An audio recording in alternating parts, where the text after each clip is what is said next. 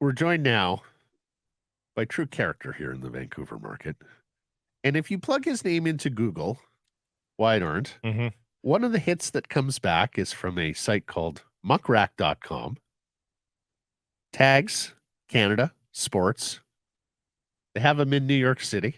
Oh. As seen in Canucks Army, The Athletic, Daily Hive, The Province, and Holistic Women's Health. Oh, I love his pieces in Holistic Women's Health. Yeah. Good to have you back on Sekeres and Price, brother. HWH. How you doing? Thanks, everyone. Yeah, I do a lot of probiotics on the side, little side gigs, so I got in there. So other than that, yeah, hockey and probiotics, that's my jam. You do a lot of probiotics, right? like it's a narcotic. Yeah, I do a lot of the probies. Yeah, you know the name for it. That's true. It's the street name, the probies. That's right. Hey, next time we have you on, and of course, Wyatt with Canucks Army and our new association with the Nation Network, do you have theme music? Like, should Grady be playing you in with theme music? I've been waiting for my Stone Cold entrance. NWO music, Stone Cold, anything. Here comes the money. Oh, you know what? How about something not copyrighted? Okay, so I'll find something on Artlist. Artlist is my favorite place, and I have a subscription to them, so I'll get you something that's royalty free. Okay, absolutely. I actually have one I use on my other podcast, so I will have one for you guys. Okay, please. We'll lay down a VO. Absolutely. We'll get some pops. Something that sounds vaguely like Donovan's "I'm a Real American." It was Hulk's old entrance theme. I'll find he's Canadian. I'll find something with enough aplomb for the show. I'll get it. Aplomb. I like it. I'm a writer. Yeah, no, he is a writer. Randy Macho Man. The Stanchions are right? literature. Exactly. My right. dude. I had Pride and Prejudice in there last time. It's good times. Right. I saw that. And of course, now you have an editor who, for the most part, gets where you're coming from. I know that was the struggle in the Athletic days. Sure they was. would be like, what the hell is he talking about here? But for the most part, Quadrelli gets you, right? Well, I mean, he still doesn't get all the references. I'm sure he's looking up who Gerald Diddick was at sometimes. He doesn't quite get it. There's a bit of an age gap, but for the most part, he nails it. We'll start on our poll question today. Would you lay money that a Canucks player wins the Art Ross? Sure feels like it. If ever there was a time to take that bet, everyone's feeling good. It's hard not to be inspired by Rick Tocchet lately, so I think I would take that because I think just because it's the best time to do it doesn't mean it'll happen. It's certainly the best time we've seen. Doesn't mean it'll happen. I'm feeling him though. If ever you're going to put down a bet on that, now's the time, right? You got 3 outs there, including the guys leading the league in points right now. Yeah. For me, I go for that. The Canucks again. They've, even the San Jose game, that one, it's one of those things where they win it, and you're like, oh, they're supposed to beat that, but those are games that team can lose easily in the seasons past. And I really like what Tocchet said about that game, about how it was okay for the team to be frustrated in a 0-0 tie with a team like that, because San Jose is not going to lose every game 10-0, and they did put up a good fight. And so for him talking about the team kind of getting used to the idea that some games are going to go like that, like I felt that was like spot on. Like again, Rick Tocchet, just from terms of optics in PR, I don't think we've had a coach like him in a while in the city. He's just like nailing it out of the park, it seems like, every game. Could you make the argument though that both Pettersson and Miller are suffering from wingers that could probably be doing more? I mean, Kuzmenko's got the points, but he's certainly not looking like Kuzmenko, and PDG is a role player, and I'm not saying he's having a bad season, but he's not exactly a guy that you're going to lean on to help you float an Art Ross season. Yeah, it's almost kind of ironic that we've been talking for a couple seasons now about how they've had too much money tied up in the wings, and now the wingers seem to be kind of one of the weaker points of their top 6. And like PDG, like I said there in the Stanchions ones, that like when you're winning, you're kind of fine with it. Everyone doesn't really mention it. When you're losing, that's kind of one of those things that stands out. Like, this guy's not creating much, like nothing against his game, but it's the Tanner Pearson principle, I call it, where like you just want him in that bottom 6. Like, once he goes down, that's probably where he's going to feel real nice. And right now, I think that's someone that you want to think, do you want to rotate him out of the lines? And Kuzmenko himself, I know last season we all talked about his shooting percentage, the odds of him doing that again won't be that great. And to his credit, he does have, I think he listens really well to the coach. He has these bounce back games in terms of physicality and stuff, but he's not producing right now. And that's the bottom line. And I don't know if he's trying to, set his linemates up more. It feels like he's trying to set up McCabe a lot more than shooting the puck. It seems like he's not even taking the shots as much. Yeah, I mean, maybe it's tough. You get lost in the shine of 2 centers going off. Maybe that's part of it too. I don't know, but it does feel like they could, maybe not be as dedicated to the lines as they are. I do think PDG works in terms of doing the spade work and the little things on that line. I also think that asking him to be a second liner for 82 games is probably a 30-year-old journeyman. A bridge too far. What about Höglander? What's your assessment there? And pity gets thrown out of that game because I thought he was having a terrific one. He's another guy that kind of like Kuzmenko seems to respond to the coach and listen to what he's telling him. And for Höglander, board battles has been the thing I've noticed the most this season, because he's not the biggest guy in the world, but he's using his body to separate the other guys from the puck and kind of create room along the boards. And he drives that puck to the net hard as anyone lately. He's going hard to the net. And so for me, and he has a skill. We've seen it before. He has actually a bit of skill this game. So if you're going to roll the dice on anyone from that bottom six, that maybe they can click. Maybe they can get unlocked a bit with playing with some skilled players. He'd probably be the number one guy and I kind of want to see auditioned in that top six for sure. And you're giving Tyler Myers some love these days, are you? And this is a guy that has, I piled on him as well. The Chaos Giraffe has been taking his shots this city, and he hasn't played well at times. It's not like it's unfair, but he's struggled. He hasn't lived up to the contract. He's a guy that, again, for the longest time, we kind of watched him wondering, like, how is a guy this tall does make the mistakes he does, this in terms of, gap control and not using his stick to get the puck out of the way. And, it feels like the coaching staff, whether it's Tokic or Adam Foote, have kind of calmed his game down. And Rick Tokic last game even talked about how Myers has really kind of become simple. They've kind of told him, hey, you don't need to be the first guy in that rush, right?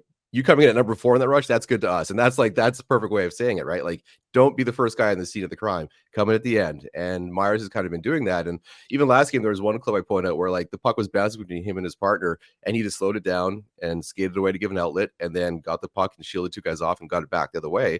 And that's just a simple play, but he's doing a lot more. And he's actually using his size now. And he is becoming a guy that you can kind of depend on him in the back end. But I think the thing with him, though, is like he makes one mistake and it's all of a sudden, it's Chaos Giraffe is back.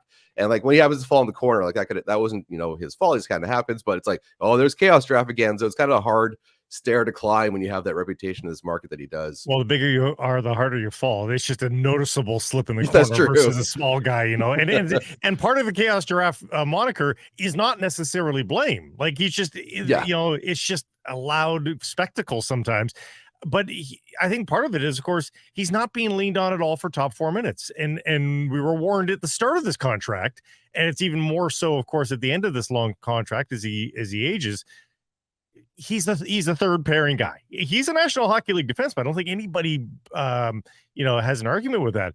But he's a third pairing guy. Don't ask more than you can out of this guy. Yeah, I think Rick mentioned it too. That Nashville game we all remember where Tyler Myers ran over Elias Pettersson and was a direct result of 2 goals. Like that was the game where the next 2 games, I think he got 13 minutes each. And that was kind of the reset of like, okay, look, maybe he's not that 20-minute guy. Because that was happening over the years. We like 25 minutes a game for Tyler Myers. That's not a winning strategy. And so you're right. Like they have lessened his impact. Every once in a while, you can lean on him, get 18 minutes out of him. Sure. Like if you're feeling it, go for that.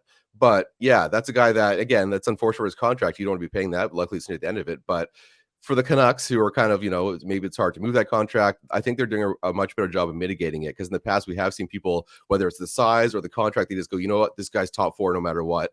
But this current coaching staff realizes, I think, the limitations you have when you have Tyler Myers on that defense.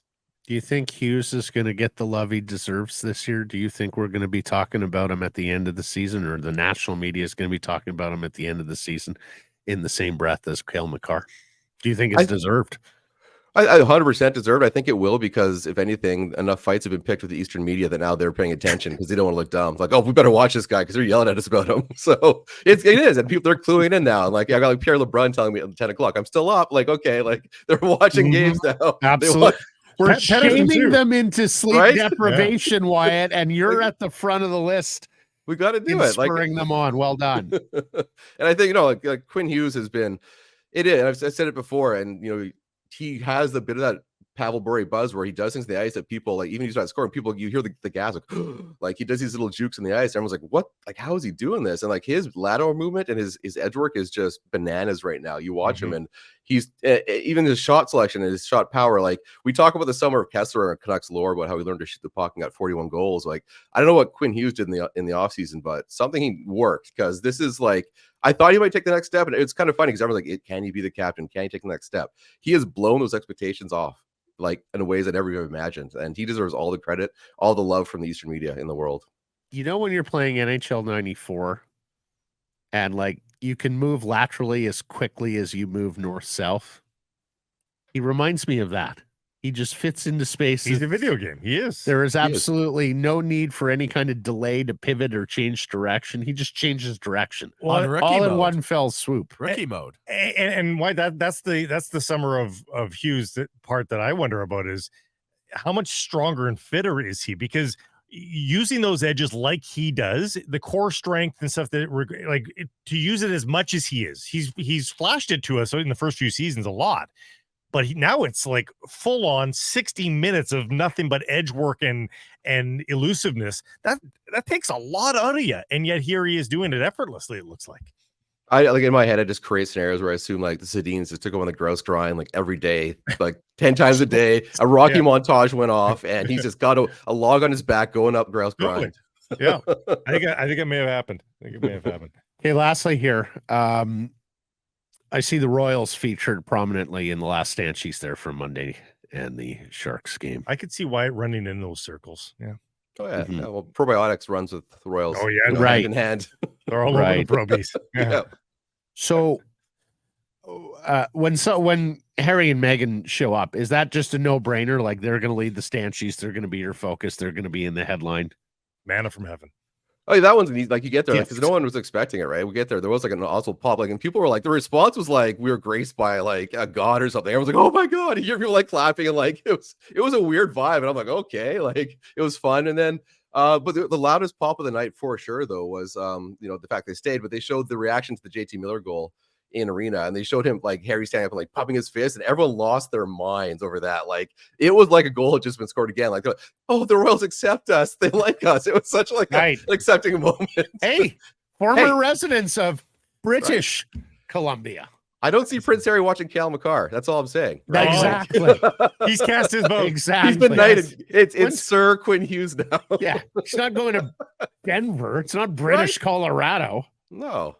Okay, so in that vein, best wrestling character with a Regal tie-in. King Harley Race, King Booker, Jerry the King, King Kong Bundy, William Regal. Where are you going? Regal wrestling I'll give a shout out to the Blue Blood Triple H in his early days, but I'm going to go with William Regal. I just think that way he had his hand behind his back. He had that stature of a royal that I really loved, and just the disdain on his face when he wrestled people, I really got behind. Yeah, oozed elegance, right? Yeah, oozed like it was beneath snobbery. him to fight, but he could do it. Yeah, good caste system there with William Regal. Buddy, great to have you back on the show. Looking forward to catching up with you more often as our association with the Canucks Army continues and deepens.